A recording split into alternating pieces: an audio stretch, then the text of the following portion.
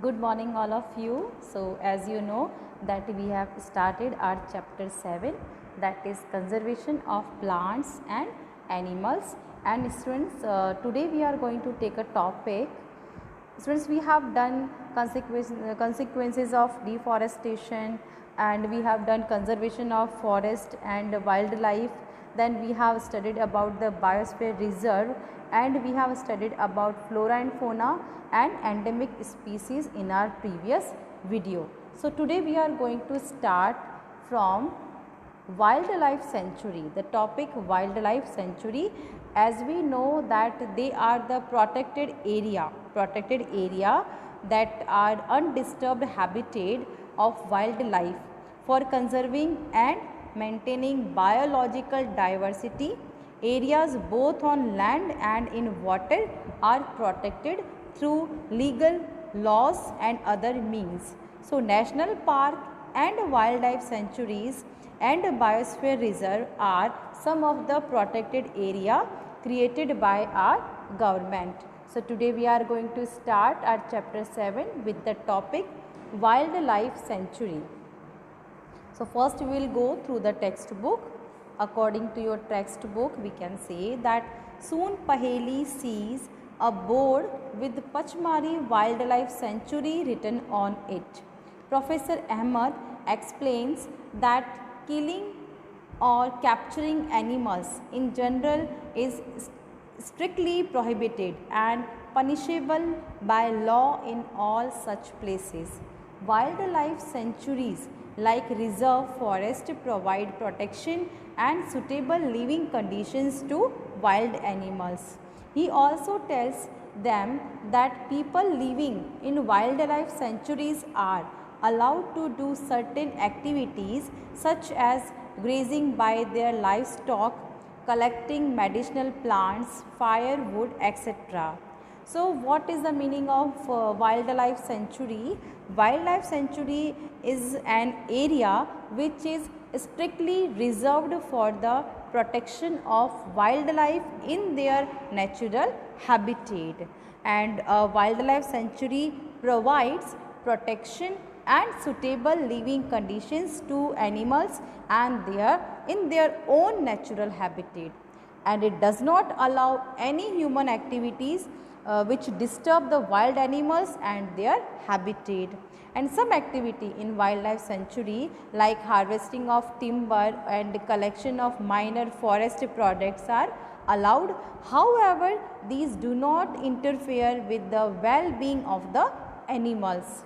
Wildlife sanctuaries also provide safe habitat for some of the threatened wild animals. It is pity that even protected forests are not safe because people living in the neighborhood encroach upon them and destroy them. Children are reminded of their visit to the zoo.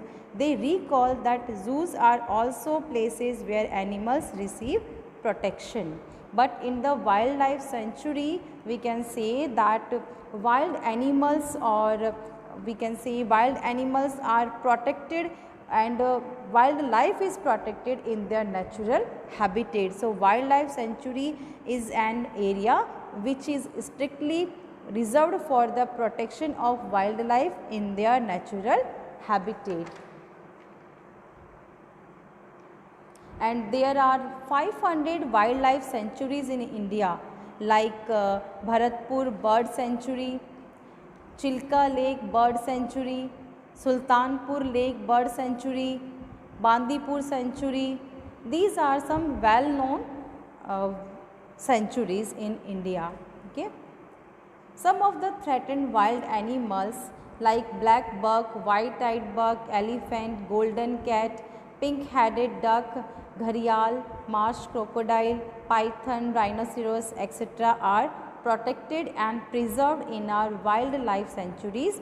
Indian sanctuaries have unique landscape, broad level forest, mountain forest and bushlands in deltas of big rivers.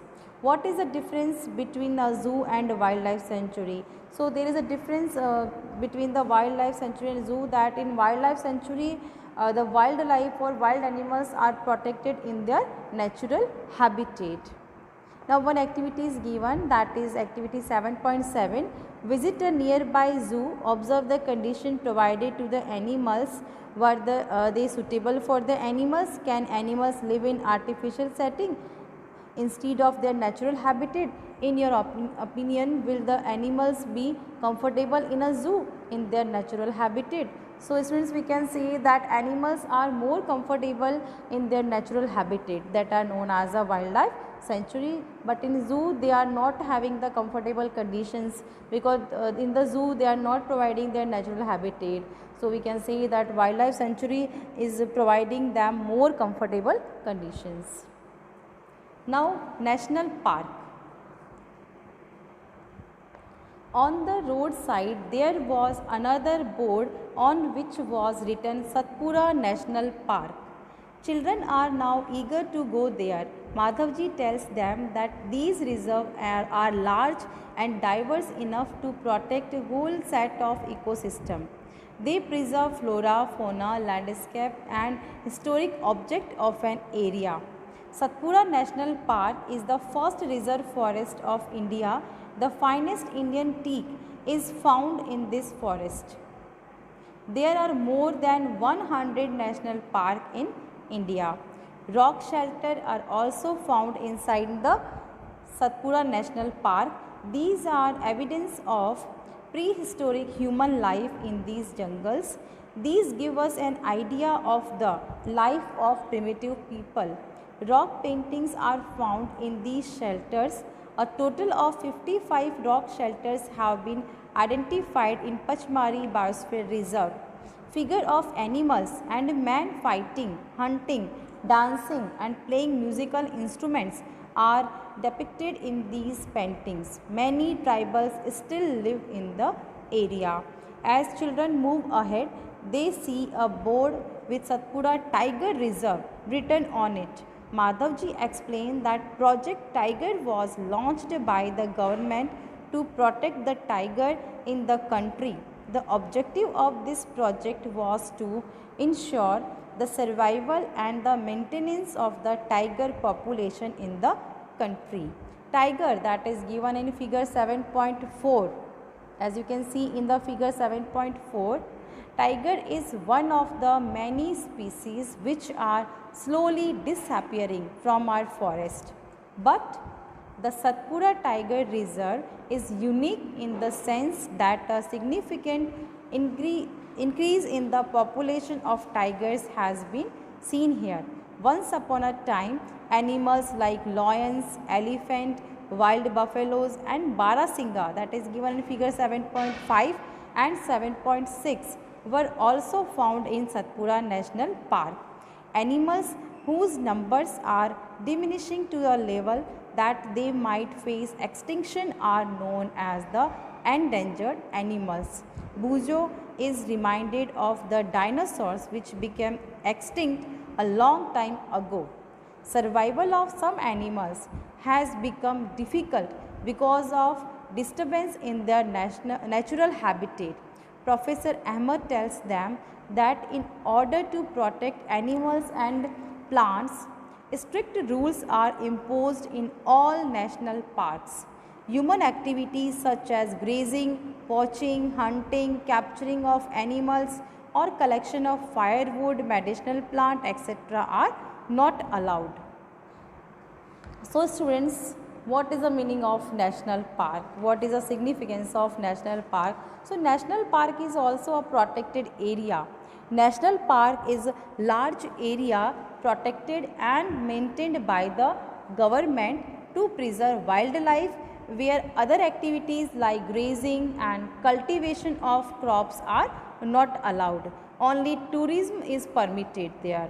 There are about 102 national parks in India. Some well-known national park in our country that we will discuss here is Jim Corbett National Park, that is in Uttarakhand, and it is for tigers. Then Kaziranga National Park in Assam, and Gir National Park for Asiatic lion, that is in Gujarat.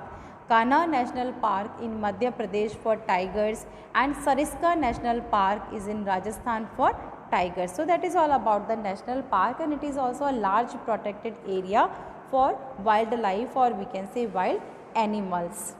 Madhavji tells Paheli that small animals are much more in danger of becoming extinct than the bigger animals. At times, we kill snakes, frogs, lizards, bats and owls ruthlessly without realizing their importance in the ecosystem. By killing them, we are harming ourselves. They might be small in size, but their role in the ecosystem cannot be ignored.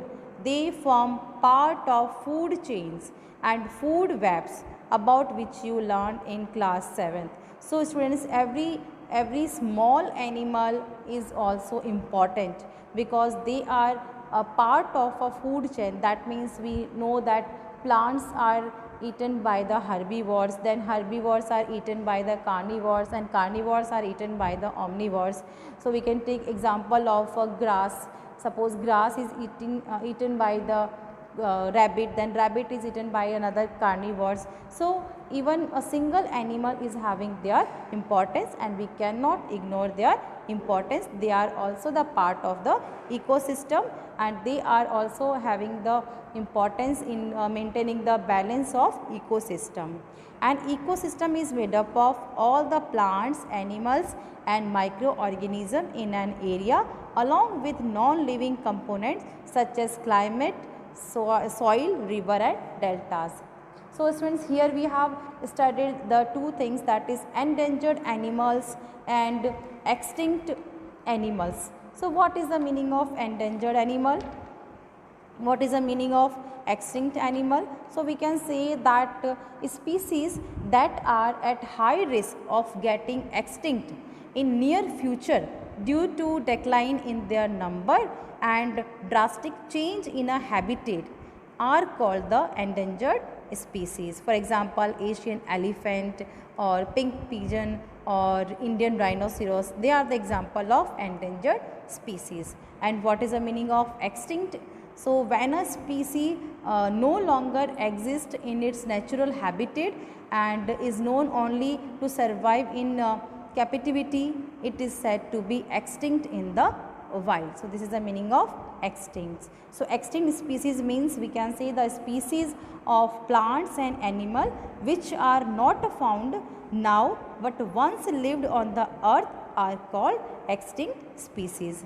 So we know that millions of years ago huge dinosaurs lived on the earth, so they are also example of extinct species. So this is the meaning of endangered species and extinct species. Now our next topic is Red Data Book.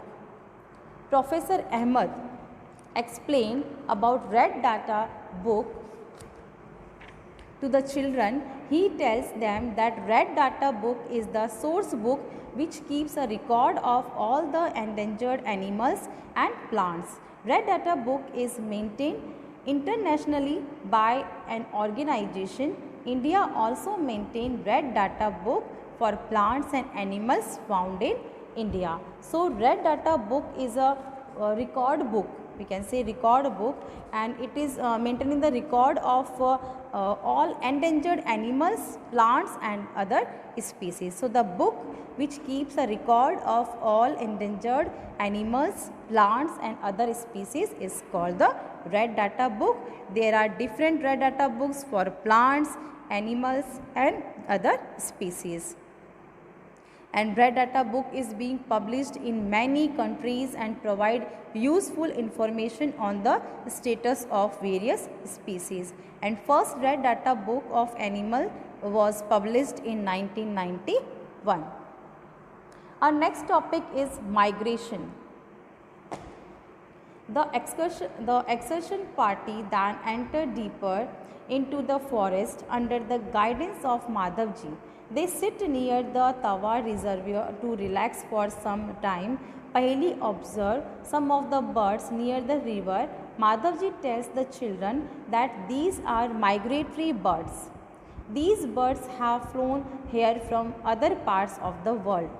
Migratory birds fly to far away areas every year during a particular time because of climatic changes. They fly for laying eggs as the weather in their natural habitat becomes very cold and inhospitable. Birds who cover long distance to reach another land are known as migratory birds, as Paheli learned in class 7th. So what is the meaning of migration? Migration is the seasonal movement of birds and other animals in large number from one place to another to overcome unfavorable conditions and returning back to original habitat when conditions become favorable is called migration. So seasonal migration are known to occur in many species of insects, birds and mammals and herbivorous mammals also. So what are the reason of migration? We can say that to escape the harsh or unfavorable climatic condition, to get more favorable conditions of temperature, food or water, and to get a suitable place for reproduction. For example, the salmon fish migrate from salt water to fresh water to lay eggs and comes back. And we can take example of some migrating birds, that is Siberian crane. Siberian crane normal habitat is Siberia. When winter comes in Siberia and it gets extremely cold, the Siberian crane flies thousands of kilometers and come to warmer place in India such as Bharatpur in Rajasthan. The Siberian crane stay in the warmer places in India for few months and then fly back to Siberia when the winter ends and there the climate become the favorable. So this is all about the migration. Our next topic is recycling of paper. Professor Ahmed draws attention of the children to another cause of deforestation. He tells them that it takes 17 full-grown trees to make 1 ton of paper. Therefore, we should save paper. Professor Ahmed also tells that paper can be recycled 5 to 7 times for use. If each student save at least 1 sheet of paper in a day, we can save many trees in a year. We should save, reuse used paper and recycle it. By this we not only save trees but also save energy and water needed for manufacturing paper. Moreover, the amount of harmful chemical used in paper making will also be reduced. So we have to recycling the paper, that means we do not have to waste the paper.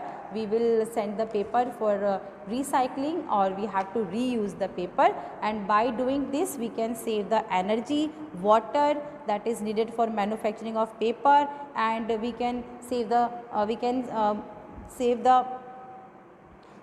the amount of harmful chemicals that is used for making paper also be reduced. So we have to use the paper, that means we have to give the paper for reuse and we have to give the paper for recycling. Reforestation. As we have studied about the deforestation, so now we are studying about the reforestation. What is the meaning of reforestation? Professor Ahmed suggests that answer to deforestation is reforestation. Reforestation is restocking of the destroyed forest by planting new trees. The planted trees should generally be of the same species which were found in that forest. That means if we are cutting the forest, if we are cutting the trees, then we have to replant the trees. We have to replant the trees, or we can say new trees in the forest. We should plant at least as many trees as we cut. Reforestation can take place naturally also if the deforested area is left undisturbed. It re-establishes itself in natural reforestation. There is no role of human beings. We have already caused tremendous damage to our forest. If we have to retain our green health for future generation, plantation of more trees is the only option. Professor Ahmed told them that in India we have the Forest Conservation Act. This act is aimed at preservation and conservation of natural forest and meeting the basic need of the people living in or near the forest. After some rest, Madhavji asked the children to start heading back because it is not advisable to stay in the jungle after sunset.